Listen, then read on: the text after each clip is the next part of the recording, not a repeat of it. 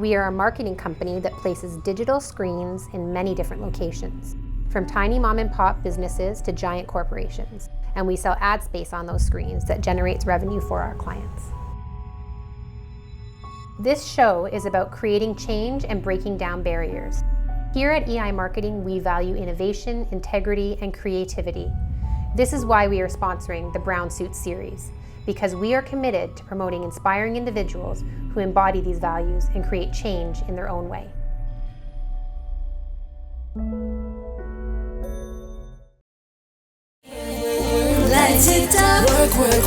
Work. You see me happy work. You see me do me da.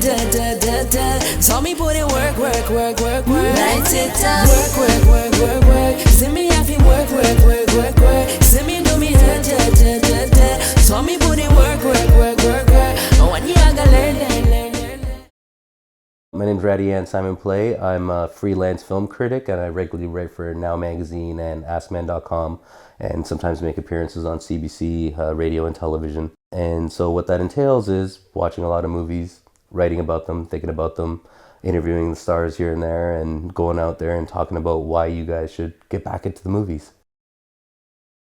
My parents used to subscribe to the Toronto Star, and I would always steal the movie section on every Friday and read up on all the movies, like basically look for what are the movies getting 4 stars and 5 stars reviews. And the movie reviews that I read, they're the ones that kind of led me to finding kind of independent movies, foreign films, that I would then basically take the TTC from Kennedy Station, head out to Yonge and Bloor, which is like the only theater that a lot of these movies would play at, and discover the world of movies. The first date we ever had, he took me to the film festival. His passion a lot, like the fact that he can, because I've seen him sit and watch some really shitty movies, really crappy movies that he can't stand. But I think he's always looking for something. There was times when my brother would actually fool me and tell me he was in this movie, and he's like, "Don't you see me? I'm right there. I'm this person in Independence Day." And I'm like, "You're not Will Smith, I know that." I know that much. You can't trick me there.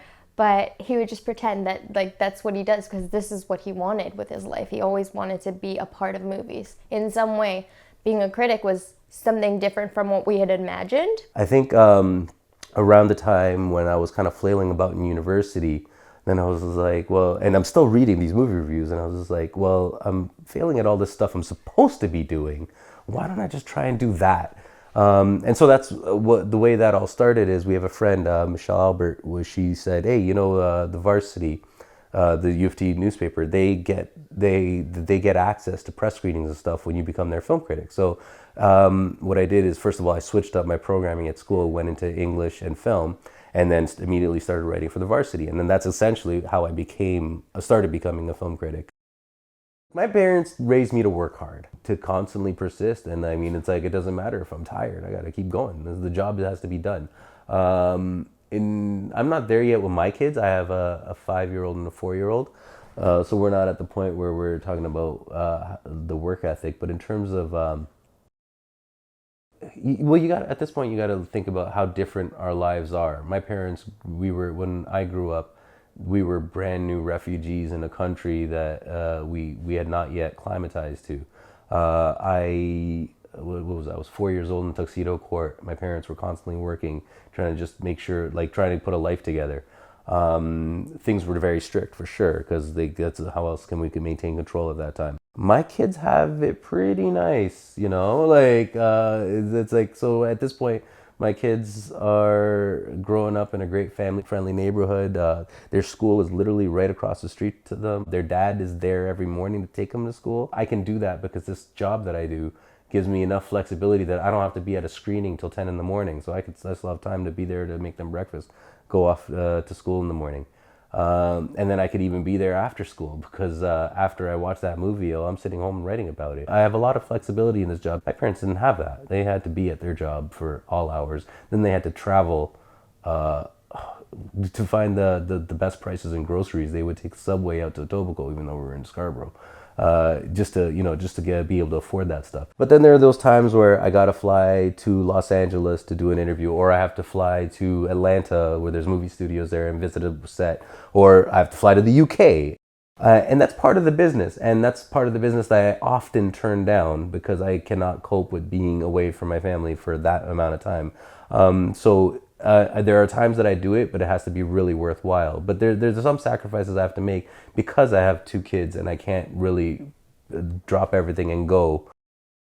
I always love listening to him because I find he's one of the only critics that is so truthful. He's not trying to sell anything or impress anybody. He's honestly trying to give you his opinion of what he's seen and recommend it to the right audience, like the type of person who would want to see it.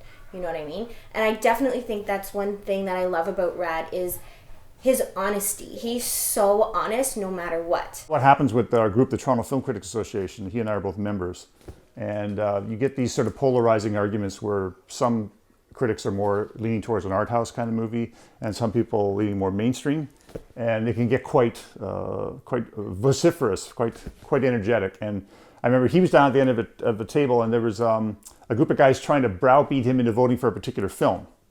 And he said, no, I thought it was boring. He was just like, he cut them right off. And I thought, wow, because a lot of times people try to be diplomatic or try to hide what they're trying to say. But Rad just said, no, I think it was boring. I don't like it. And so I thought, wow, this guy's really knows his own mind. He's informed, he's witty, and he knows when he's being had by a movie and he doesn't stand for it. So he pushes back in a way that I find invigorating, and it's fun to read as opposed to just a dour recitation of what does and doesn't work about something, because anyone can do that, and lots of critics do. God knows I've done it over the years once or twice when there's literally nothing to say, but he always finds something to say. He is what he is, if you know what I mean. He doesn't put on a face for certain people. He believes in what he believes in and he's passionate about it, and I think that's such an honorable attribute. I mean, we are living in an era where there's a diversity crisis in Hollywood. I mean, with the whole Oscar So White scandal. And it's hard to say how much you coming from a different background could advantage your career in an industry where it's majority white. I mean, right now, Hollywood is trying to check itself and discover different voices and see what different voices have to offer. You have movies like Straight Outta Compton and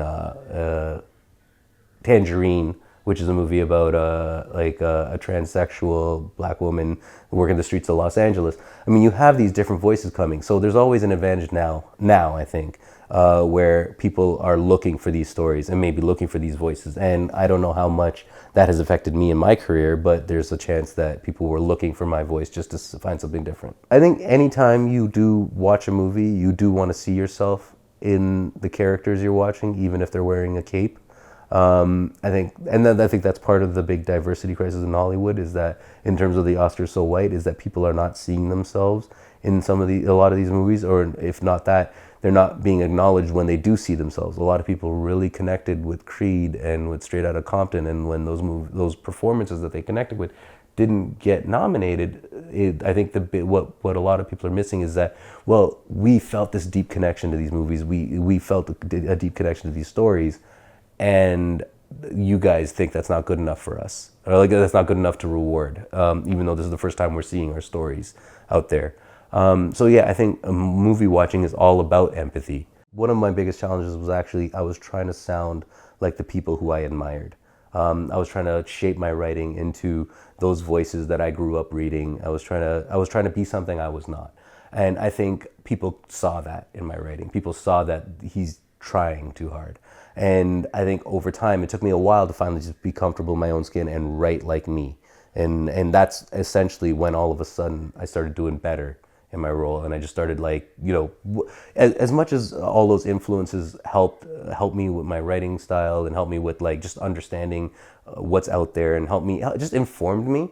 There was a point where I needed to shake it all off and do my own thing. And I think as soon as you feel like you don't belong in an industry because of what you look like or where you come from, it's the exact opposite. You do belong in that industry for that very reason.